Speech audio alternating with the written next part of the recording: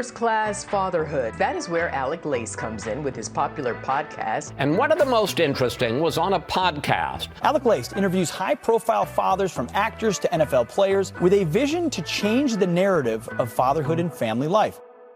Joining me now, First Class Father, Stephen Miller. Welcome to First Class Fatherhood. Hey man, great to be on here. You're so used to hosting on that side, huh? I am. I'm like, great to have you. It's like not even my podcast, but I'm great. I'm glad to be here. So, well, let's start like this. How many kids do you have, and how old are they? Yeah, so I've got 7 kids.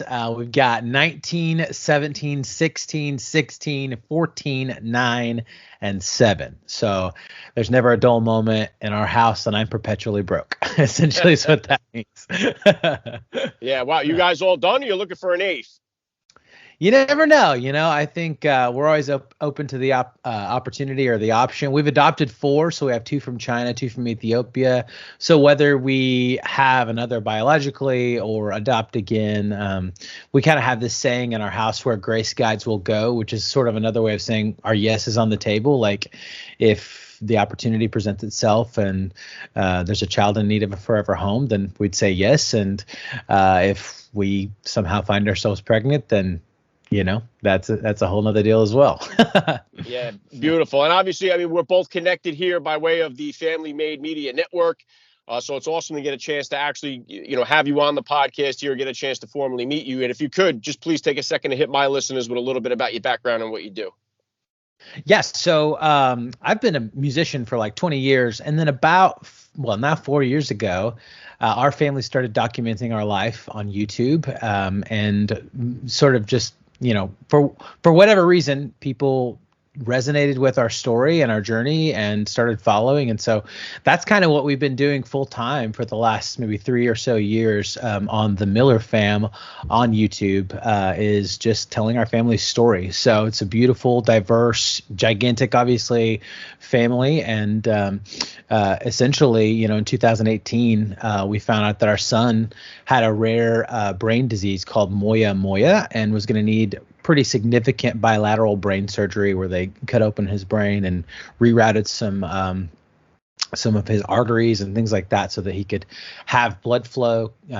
He was being starved of oxygen, so kept having some strokes, and as a result has a rare form of cerebral palsy called left side hemiplegia. And so he's kind of been on that journey, and then obviously we've got 6 other kids as well, who all have their own unique journeys as well. And then my wife and I will be married 20 years this year. So that's kind of fun as well. Wow. Incredible stuff, man. Yeah. And I know that I had a while back, I had Trent Johnston from the 7 Little Johnstons on the show, and his wife needed to have brain surgery when she was a kid. And the one that did it was Dr. Ben Carson. And I also had him on the podcast here. So it was kind of like a full circle thing there. But amazing what we're so blessed to have people that are able to do these types of things. So I'm sure nerve-wracking for the family all the way around. Take me back 19 years if you could then. How old were you when you first became a father, and how did that experience change your perspective on life? Yeah, I mean, my wife and I were high school sweethearts. So I met her in the cafeteria. She was a sophomore, I was a senior, and prom was our first date. So frankly, we got pregnant before we were married and kind of were forced to this decision that really shaped who we are and shaped our lives moving forward. And we had our daughter, Reese. My wife was 18 years old whenever we had her. So just kind of babies raising babies. And then, life just, what's crazy is, we had our second daughter, and I'm like, man, I'm kind of good with like 1. And my wife's like, well, you better get used to it. You got a second one on the way. And so then it kind of became like, 1 for me, 1 for you. And thank the Lord we're finally through until we were sort of presented with the opportunity to adopt our 2 sons from Ethiopia. And it was just, you couldn't escape it. We knew it was our calling. We knew it was what we're supposed to do. This 5-year-old and 3-year-old in Ethiopia who needed a home, needed a family. And so I think part of like growing up pretty quickly as a young man, it kind of moved me into this space of saying yes and hopefully maturing into a man who could take on responsibility like that a little earlier than maybe I would have otherwise. And just to see my wife and kind of the way that she responded to it all as well is a pretty unique deal. But what I think we found was that, having a child young doesn't mean that life is over as we know it. It just kind of meant that we got to learn to do things in a unique way that maybe a lot of people don't get a chance to do. You kind of think, well, I want to travel the world and I want to make my money and I want to build my company and I want to do it, and then I'll have kids, But for us, we're like, hey man, we're just going to do this all together and it's going to be a lot of fun. And so our kids, even now, 19 years in, have such a sense of adventure and such a sense of awe about the world because they got to kind of do it all with us as we were building our own lives. We were just doing it with them. Yeah, very well said. And I'm a big advocate for that, for having kids, starting a family young. I think we have gotten our what we value so kind of skewed, whereas years ago, so many families had, a lot of kids and a smaller place to live. And today people have bigger places to live and smaller families. Somewhere along that timeline, we've gotten this materialistic idea that if we get the job and get the status, that's going to bring us to happiness, only to find that, now we got to start doing the things that make us happy. So I love the fact that you started young. And I've had quite a few dads on the show here who have gone through the adoption process, and a lot of them, China, Haiti, like you said, I believe Ethiopia.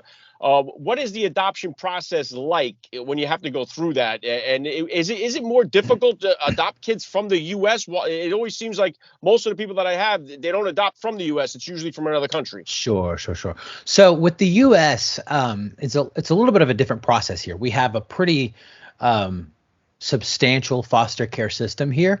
So you're in the United States, you're either going like private domestic adoption, which would be like, in our case, if when we were 17 and 19, finding out we were pregnant, maybe we chose not to raise our own child. And so we know that, here's where we are. I was making, $1,100 a month when we got married. So I'm like, and so we put our child up for adoption here domestically. Well, in that case, there's a really long waiting list here domestically for children to be adopted. A lot of infertility, a lot of just not being able to have children biologically for many people. And so that's the direction that they choose to go. You can do private adoption where it's like, we're in our situation, and like, for example, someone comes to us and says, hey, we'll adopt your child. And so we just choose that parent and kind of can short circuit some of that process. But in general, it's a pretty long process to adopt, a lot of waiting to be chosen by a birth parent for that. Or you're adopting from the foster care system. The issue with that a lot of times here domestically is that you may be a foster care parent and you're watching this child for a year and a half, 2 years sometimes. But the goal of foster care is reunification with the biological family. And so then those children are removed from your home, whereas you're thinking, man, I'm going to be able to adopt this child. And so a lot of parents don't go that route just because of the uncertainty of it, the heartache of loving on a child that you're not going to get to have be yours for the long. And so there's a lot of things. For us,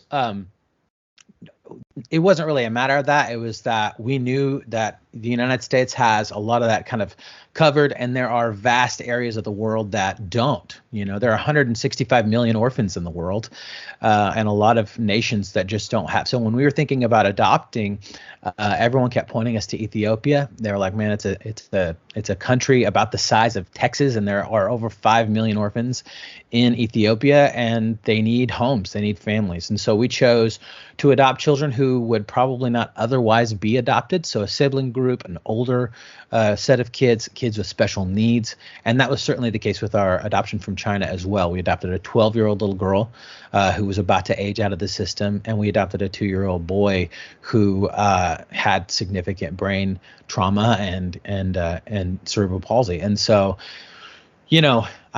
I think I say that to say there are a lot of options for adoption, and you just kind of got to think about and pray about what is the right one for your family. What can you handle? You don't have to be a hero. You don't have to be a martyr.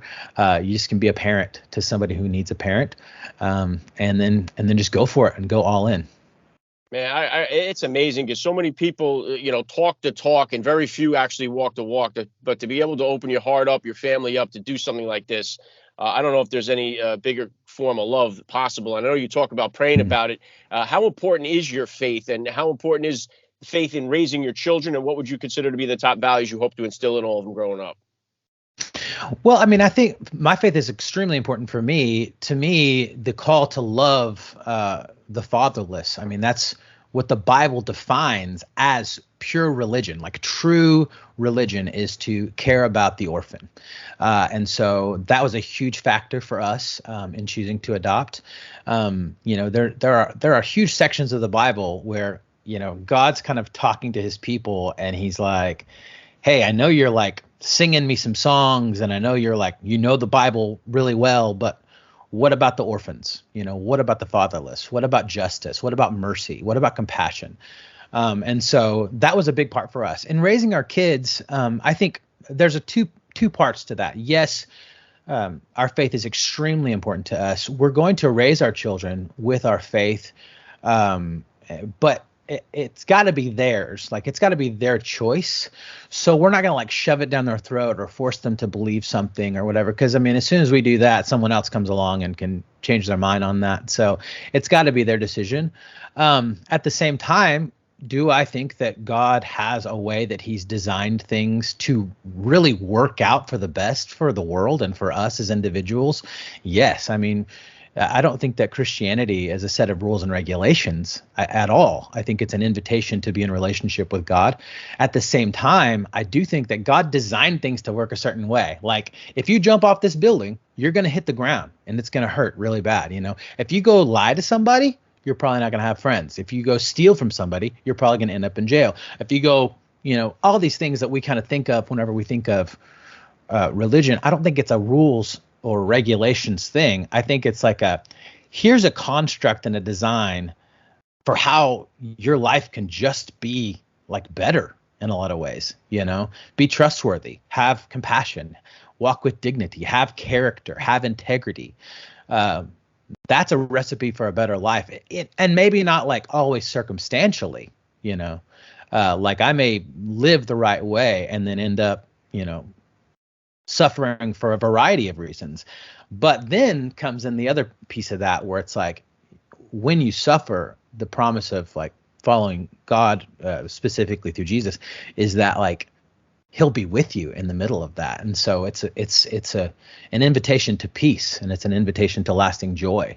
And so I want to raise my kids in that way. And ultimately it'll be their decision, what they choose to believe, if they choose to believe. But yeah, that's very important to us.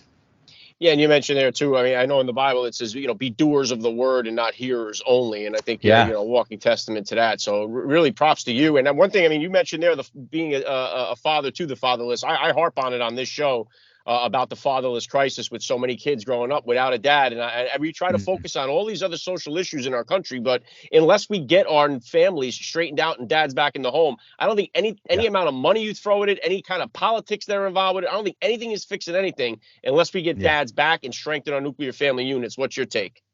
I couldn't agree with that more. I mean, I think you just look at the stats, the statistics on that is, fatherless communities are more likely to have high crime, more likely to have high poverty rates, more likely to have more sickness, undefended homes. I mean, people need fathers in their lives, even if it's not a biological father, even if it's just a father figure, I mean, just to have that connection of what it looks like to walk as a man in this world, to take responsibility for your actions, to hold yourself to a higher standard, to show up and be consistent and work hard. And those aren't necessarily all masculine qualities per se. Like that's not strictly just something that fathers can do. Obviously, a lot of guys have been raised by moms. My dad left when I was a freshman in high school. My mom raised me for the last few years of my high school life. I would say that really impacted me a lot. Now, I have a great relationship with my dad now,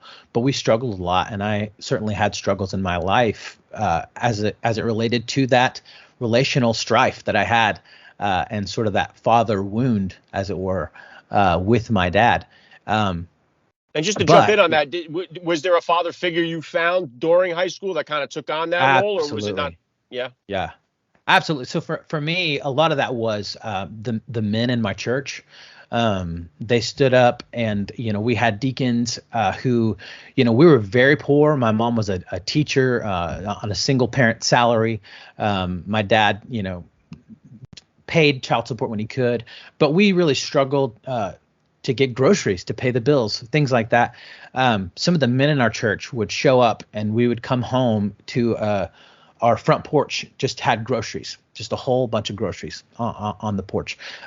My youth pastor would pick me up. He would make sure that I had the ability to, go where I needed to go, be where I needed to be. If I had to go to an appointment, my mom couldn't drive me, he would drive me.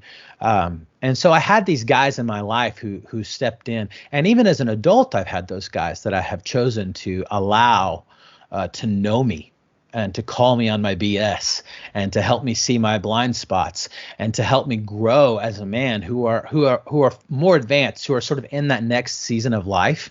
I've got a guy who's 85 years old, and anytime that he sees me kind of off track, I've given him permission to call me and say, "Hey buddy, you're being a knucklehead. Like, give it a rest," or whatever, And then I've got guys who are maybe 10, 15 years ahead of me who can do the same thing. And so it's just that position of like influence from people who have walked the road before you, who can give you guidance and wisdom that, frankly, we all have blind spots, and we need somebody who we can say, "Hey, you have full permission to speak into my life whenever you see that I need it," Yeah, and there's it's so important that a community recognizes the fact that, hey, here's a kid that doesn't have a father. Here we can step in and make a difference, because you found it, through the church, through pastors, or through the community there. The other people that I've had on here found it in the military. Some found it through coaching in sports and football, whatever it may be. It's the ones that are finding it in the street is why we're filling up the prisons with fatherless kids in this country. And it's just, I think if we recognize that as the issue that it is, man, what an impact we can have on the future of this country. So I love your testimony there, and one of the big parts of that is the discipline portion that a father brings into the family, into that role. So what type of disciplinarian are you as a dad, and is that different than the discipline style you grew up with? Yeah, I mean, I think that I was talking with my kids about it. They're all, I've got 5 teenagers and one's moved out, and it's a totally different season of life. But they kind of talk about my method of discipline now versus whenever they were younger. And obviously that changes a lot as they get older. You kind of, you shift with their maturity. But, I was telling them how my dad used to spank me and my mom used to spank me. And there was a time when my mom tried to spank me and I just laughed in her face, because I thought, like, I'm so used to getting spanked by my dad that I'm gonna, this is gonna hurt so bad, and so I'm just like bracing for it. And she spanks me and I'm like, oh wow, that's it. And then I realize, oh no. And she just goes, "Lee," to my dad, and my dad comes on, and so there's something to that. I think, the kids, there's a certain amount of respect that comes into play with a dad who can kind of take that role. We look at that very differently with each of our kids, specifically whenever you're parenting kids from hard places. You just really can't discipline in the same way sometimes as you would maybe your own biological children. And especially if you're doing foster care, if you're doing some things like that, there are, like, by law ways that you can discipline and ways that you can't. So generally I try to appeal to their logic and their desire for a better life. And so, I'll talk their head off before anything else sometimes, but it tends to work. They've got a pretty good head on their shoulders. And it's pretty awesome to see just how mature they are in all their different ways. I'll tell you, I would say like probably 90% of the dads that I ask that question to always say, yeah, oh yeah, it's definitely different than how I grew up. I grew up getting spanked or getting the belt, Yeah. excuse me, or getting the switch or whatever it may be. And they're like, they don't dare do that to their kids. And something shifted there as well. And it's obviously a big difference between spanking a child and beating a child. But it seems like somewhere Sure. along the line, parents became almost afraid in a sense to discipline their kids the way that they grew up. And most of these guys that I talk to that have been disciplined that way all grew into these huge, massive successes in life. So it wasn't like it really hindered them. A lot of times they're grateful for the discipline that they did receive in their life. So I don't know if we're doing it any better than we did it before. I know we're doing it differently. That's for sure. Yeah, it is interesting. You know, my dad would always, if I was at my grandma's and he didn't have his belt with him, he'd be like, go out and pick a switch. You know, and you can't pick a switch. You know, you think, you know, I'm going to get like a small little stick because like that'll help me out, you know, because if I get a bigger one, it's going to feel like a club, you know, and the switch is like more like a whip, you know, so there's no win in that thing, you know, but I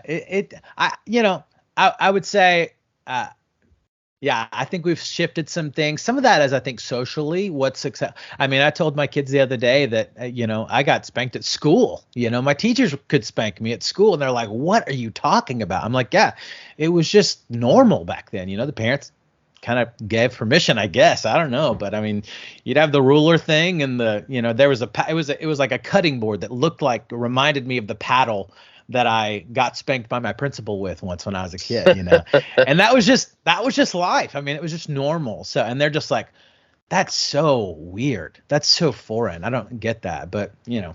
Yeah. Well, listen, my father had me when he was 50 years old. So he was born back in 1930. So the stories he tells about, you know, growing up there, it sound like a prison camp, like, you know what I mean? No it's doubt. Drastically different. So, and then getting into what you do real quick here, I know the YouTube it has created so many opportunities for so many people to get on there, and it's become their livelihood and what they depend on.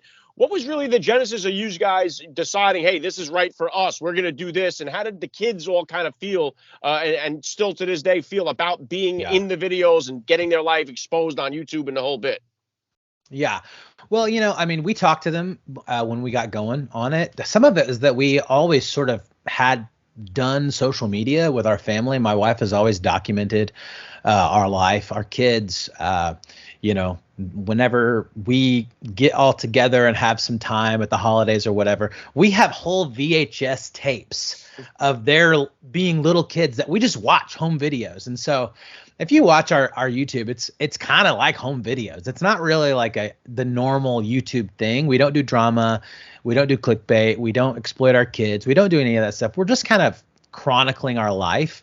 That said, like we've been very intentional about making sure that we honor our kids in that process. Like we never want them to come back later on in life and say, gee, thanks, Dad, for showing that thing that, you know, is embarrassing now. So we're really careful about that. And they have permission at any time that they don't want to be in a video to not be in the video. They've always had that. We said that from day one. Hey, if you don't feel like filming today, you don't have to. And some of them have taken us up on that a few times. There were a few months that one of our kids just didn't want to be filmed at all. And so she wasn't in our videos for a few months, which is totally great. I mean, we totally want to respect that and honor that for her and for all of our kids. So I think that's a big piece of it. I mean, we don't always get everything right. I just released a book called The Art of Getting It Wrong, like just a couple months ago. And it kind of, you know, I can just be an idiot sometimes. But I want my kids to see, like, when you do get it wrong, you have an opportunity to learn from that. You're not your mistakes. Your failures don't define you, but they can refine you. And failure is not the end. It's not final. And so with that, there has to come like a humility with recognizing when you've done things wrong.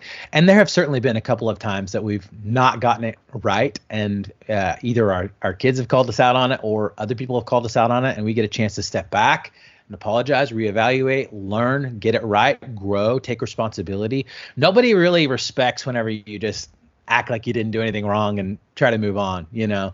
And we want to model that for our kids. So it's kind of fun that we get to sort of work with our kids a good bit and work with each other as a husband and wife. And you know, that kind of environment's a good environment for learning and growing in humility. It definitely takes, I guess, a sense of maturity to get to that level of understanding that, wrong implies right and right implies wrong. And failure is going to come just like the sun will go down, the sun will come up. Thinking that Yeah. you're never going to fail is like hoping the sun doesn't go down tonight. It's like you Right. start to learn to accept that it's a part of the process. So everyone, I guess, hits it at a different spot in their life. So, Yeah. but real cool the way that you document the whole family. I think, it'd be great to look back on years from now, especially. And I know my oldest is 16 and my other guy is 15, and when we watch videos from them, it's like a whole day worth of like recording on a tape. Yeah. And when it's my little kids, my 8-year-old, it's like 30-second clips, and they're like, where's the rest of the video? Like, so true, so true. Ran out of gigabytes. Well, you're doing everything on your phone now. You know, back in the day, it was pre-iPhone. So you've got like the camcorder, like the full-on like thing, a 4-hour tape in there. Like, yeah, and it's just like there's nothing happening right now. But it's great, So oh, definitely. Well, what's next for you? Obviously, you got the podcast going, you got the YouTube channel going, you had the book come out a couple months ago. What are you working on now? What kind of projects you got coming? What's next for you in the future here?